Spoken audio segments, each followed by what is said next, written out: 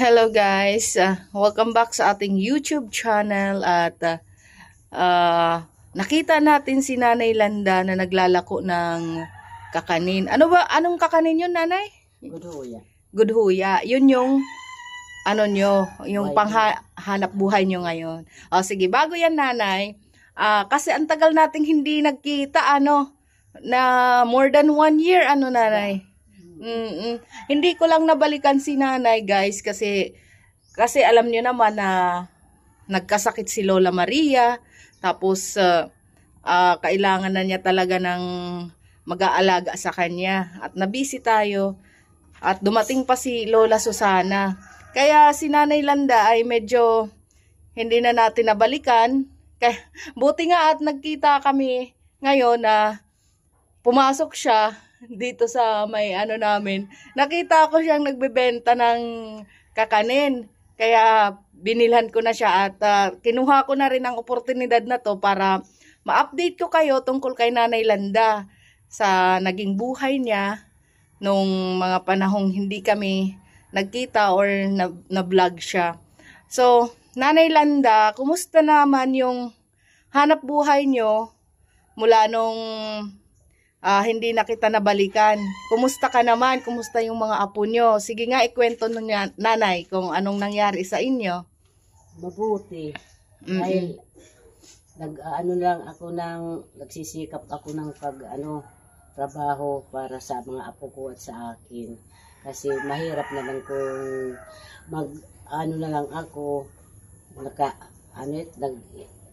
nag-iinil ko iba. Yung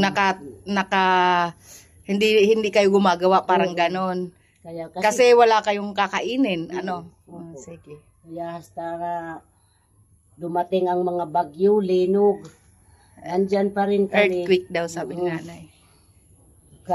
Yung bagyo ngayon na Uwan. Yun nga, Nanay. Yung balikan natin, Nanay, yung sa bagyo mamaya. Tatanungin lang kita, yung naging buhay nyo ay habang hindi kayo pinapatawag ng magpapalinis or magpapatabas ng damo, ay yung ibang sideline nyo ay nagaano kayo ng kakanin. Opo. Yung gudhuya lang po ba yung binibenta nyo? Kumusta naman po yung bentahan ng gudhuya, Nanay? Mabuti naman, nauubos yung paninda ko. Mga ilang piraso yung nagagawa nyo sa isang lutuan? 200. 200? Opo. Tapos hindi na kayo nagluluto? Hindi na. Bakit? Wala namang saging. Bibili na naman ng saging. Bale. Magkano yung tinutubo nyo doon, Nanay? Kunti lang. Minsan, 30. 30? Kasi mahal yung saging. At saka mantika? Mantika. Ay, bakit pinagtsatsagaan nyo na lang yung 30 pesos na yun? Hindi pa makakabili ng 1 kilong bigas yun, Hindi Nanay. pa. Paano kayo bibili ng pagkain nyo? Mahanap ako ng mapagkitaan ko. Katulad ng Nanay? Pagdalos. Pagputol ng damo. Pinupuntahan ko yung mga suki ko. Magkano naman yung Nanay, yung binibigay sa inyo? Danay 300, 200, yan, siguro. Na lang niya sa akin? Tulong. Naawa siguro sa akin. Pinagtrabahoan ko. Kaya kahit anong trabaho na pagkakapirahan, pinapasok nyo ko para kami makakain. Makabili ng bigas.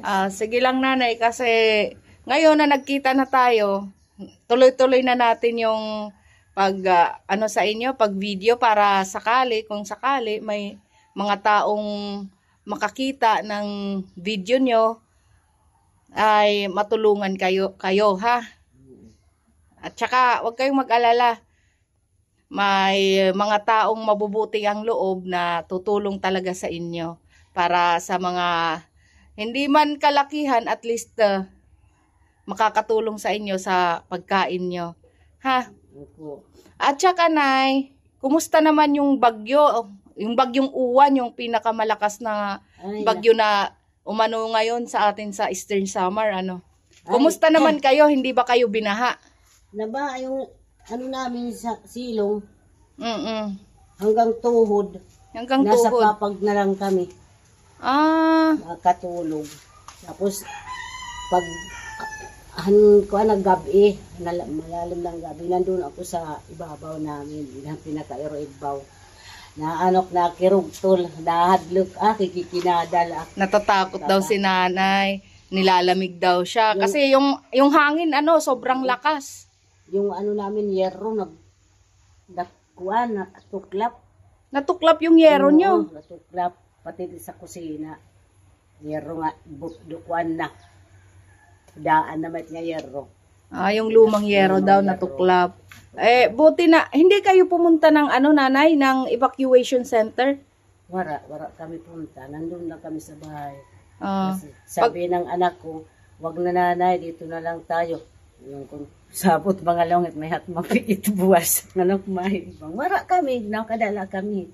ang sabi ni nanay, hindi daw sila umalis sa bahay nila. Nandyan lang daw sila sa loob.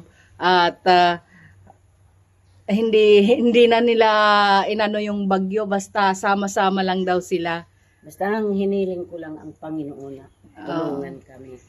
Nagdasal na lang kayo, nanay. Mm-mm. Sige naman, anong ko, ginagamit. Nanginginig daw si Sa nanay. takot, baka nga anong bahay namin, Ilipad. Oo. Buti nanay,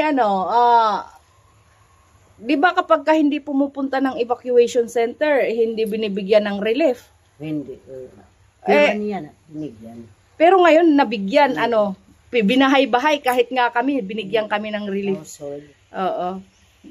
Kasi guys, dito sa amin, yung policy nila, hindi ko alam bakit ganyan yung policy nila. Yung policy nila, pag hindi ka nag-evacuate, wala kang ayuda galing sa gobyerno, wala kang relief, ganyan. Pero kapag ka nag-evacuate ka, ay bibigyan ka. Mga nakalista pa, nanay? Oh, ba't kayo umiiyak, nanay? Lang ako sa buhay. Bakit, nanay?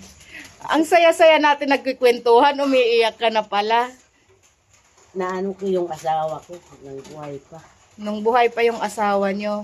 Bakit, ilang years na ba, nanay, na wala yung asawa nyo? Sobra na yung tulo. Upat na. Magpo 4 years na daw, nawala yung asawa niya. Siya naman nakakaano ng dibdib ko. Pag nandyan siya. Hindi ako natatakot. Ngayon nawala na siya, may takot kayo. Oo. Sige lang, nanay. Laban lang. Para sa mga apo nyo, ha? Huwag kayong mag-alala. Si Dib nga, dahil. Nanay, bakit ito na po sila? Ayaw ito, pabait, binilakit. Ginoo na lang na sa akin katulong. Ang sabi ni nanay, guys, sabi ng isang apo niya ay mag-evacuate na daw sila sa eskwelahan.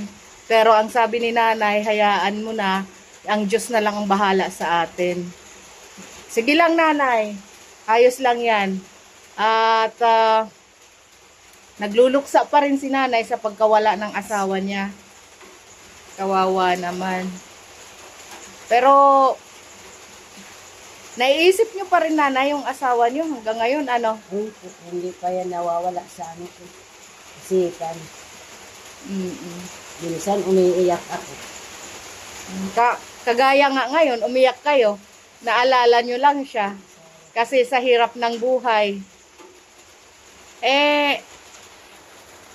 Yun ang update nyo, nanay, yung ngayon si Nanay Landa ay